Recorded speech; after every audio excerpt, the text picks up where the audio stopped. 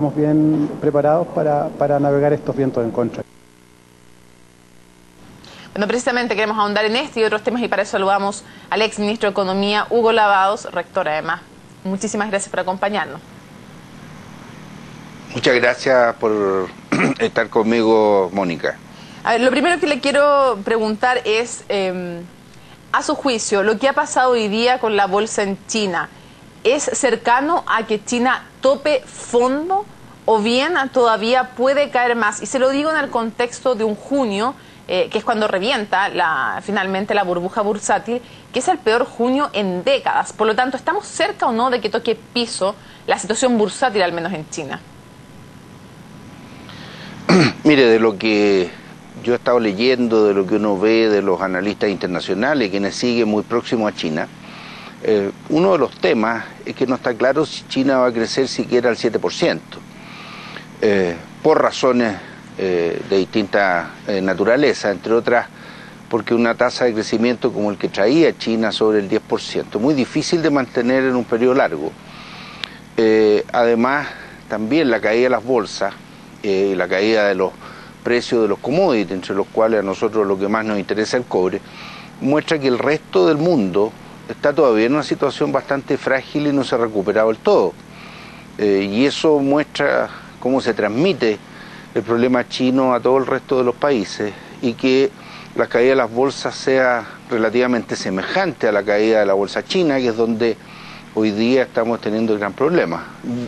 Por lo tanto, yo creo que es una pregunta del millón, probablemente muy difícil poder definir si China está en su punto más bajo o no.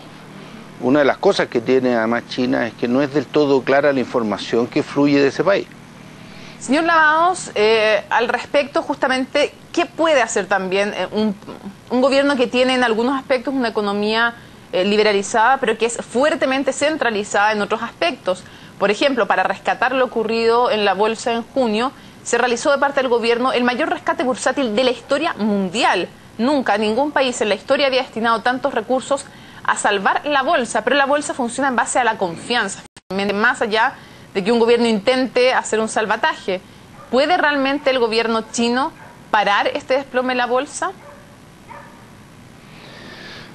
Probablemente si el desplome se debe a expectativas muy negativas, y esas expectativas están vinculadas a fenómenos muy reales de lo que está pasando en la economía china o de cualquier otro país, bueno, tan grande como China, sea difícil de tener una caída de ese nivel.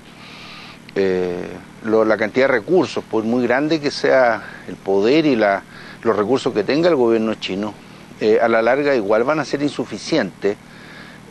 Por el otro lado, políticas de las llamadas anticíclicas, parece ser que sería de lo más conveniente. Ahora es difícil a la distancia y sin estar en propia China, conocer, por ejemplo, qué es lo que pasa con su sistema financiero. Porque en este tipo de situaciones, una de las cosas que más hay que mirar es cómo están los bancos. Muchas veces los bancos tienen en sus reservas, en lo que tienen como resguardo, por así decirlo, de la garantía para los préstamos que tienen, acciones, y eso, si caen las acciones, van a caer el valor de esa garantía y se puede producir mayores problemas financieros. Hasta el momento, aparentemente, no tenemos grandes problemas de tipo financiero. Entre otras cosas, la reciente crisis se debió fundamentalmente a problemas financieros en los bancos de malos créditos que habían otorgado y malas inversiones. En nuestro país, por supuesto, que golpea fuerte, y creo que lo que más nos interesa a nosotros es qué podemos hacer nosotros para atenuar. Es imposible evitar, como se decía recién en la nota, el impacto de lo que nos puede llegar desde el exterior. Ahora, expliquemos además a nivel mundial cuáles pueden ser los efectos cuando China, en el fondo, cuando China tiene problemas, ¿por qué es tan relevante a nivel mundial más allá del tamaño? Por ejemplo, le menciono el tema de ser dueños de gran parte de la deuda de Estados Unidos, ser dueño de bonos del Tesoro en forma masiva, las inversiones que tienen en distintas partes del mundo.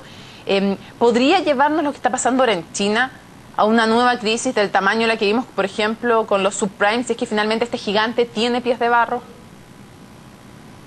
Bueno, la mayor parte de los analistas están planteando que no parece muy probable. insisto, la crisis reciente, la del año 2008-2009, se debió a problemas muy serios en todo el sistema financiero, que hoy día los bancos aparentemente están en una situación mucho más sólida.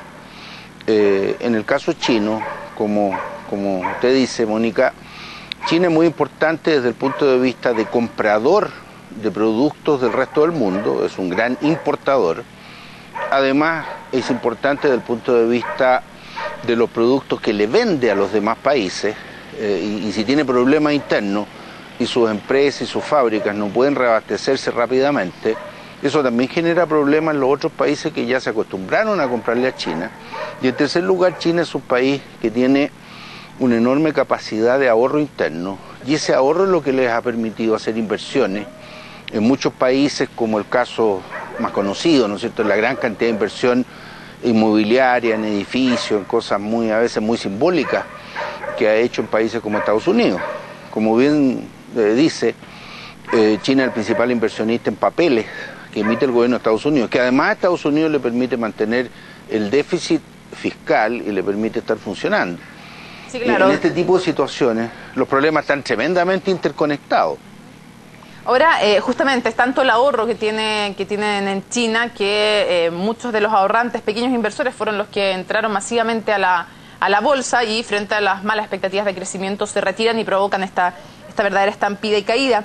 Preguntarle respecto de Chile, ¿qué tan fuerte puede golpear y en cuántos ámbitos también? Porque el más evidente es el cobre, y me gustaría que primero nos ayudara a poner en contexto cuánto nos afecta respecto del cobre que China, nuestro principal comprador, pase por momentos complicados. A ver, nos afecta en diferentes sentidos, algunos que son completamente negativos y otros que tienen una doble cara. En un sentido negativo, es claro el efecto que tiene el tema de la baja del precio del cobre en términos de la actividad económica en una parte significativa de las regiones del norte, puesto que el precio, de acuerdo a lo que se ha señalado y se ha dicho y muchos estudios lo muestran, en algunos casos de minas concretas está por debajo del costo de producción. Por lo tanto, eso produce cierre en una primera etapa, y eso de todas maneras va a pasar. Va a haber presión, por ejemplo, sobre NAMI respecto al precio de compra de la producción de la pequeña minería, porque a los precios actuales del cobre internacional, esa pequeña minería no resiste, tiene costos mucho más altos. A nivel de las empresas más grandes, eso también genera problemas, y hemos visto la cantidad de recursos que pierde Codelco, por ejemplo, con la mina en El Salvador. Eso es complicado. Un segundo efecto tiene que ver con los ingresos fiscales, y eso tiene que ver además con los recursos con que cuenta el Estado para todos los gastos que son importantes en el país. Cayendo el precio del cobre, caen las utilidades de las empresas, y por lo tanto el ingreso que tiene el fisco por ese concepto es bastante más bajo. Por último, hay claramente un efecto sobre el tipo de cambio, ¿no es cierto? El precio del dólar está muy alto, hace muchos años que no estaba por sobre 700 pesos, y eso tiene un efecto en que se encarecen las importaciones.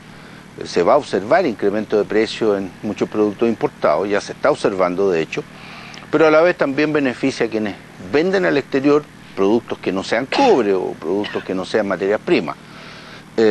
Ahora, si el resto del mundo también se debilita como consecuencia del fenómeno chino, a lo mejor van a comprar menos productos chilenos. Por eso le digo, el tema de la interconexión de los problemas hay que analizarlo con mucho cuidado.